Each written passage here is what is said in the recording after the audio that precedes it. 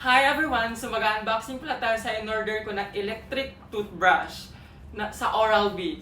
So 686 baht na lang siya, pero ang original price niya is 2,000 baht.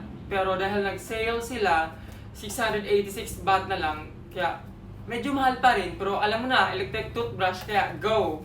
Kasi need ko na talaga ng electric toothbrush. Kasi sabi nila mas maganda talaga, mas recommended talaga pag electric toothbrush ang gagamitin. Tapos lalo na naka-brace ako, may braces ako. Ganyan siya. Ayan. And then, of course, yan ba? Ouch! Lock natin.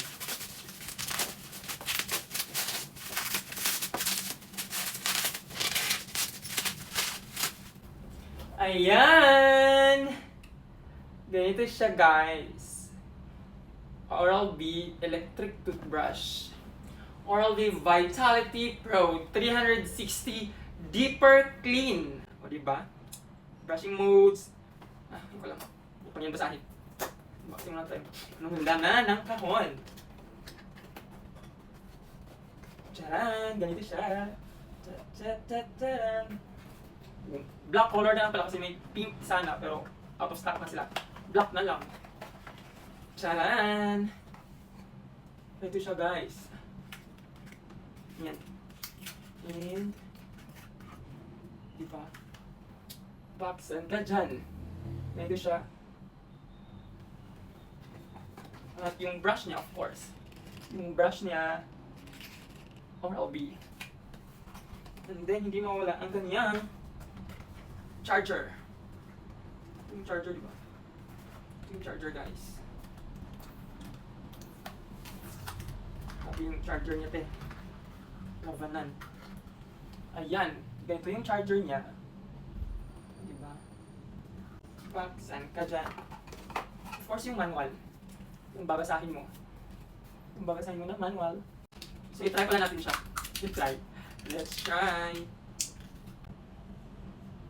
Saksak na natin.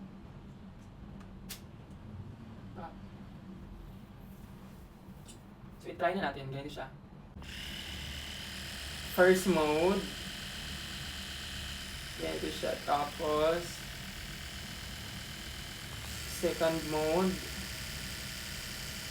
Third mode. Third mode lang. Ganyan lang siya. So, ito yung saksakan sa charger. Balik, ganito lang siya. Parang iba pa ito. Tama ba? Ganito. Pag nag-charge, ganito yung attack niya pag i-charge na siya. And that's all! Thank you for watching!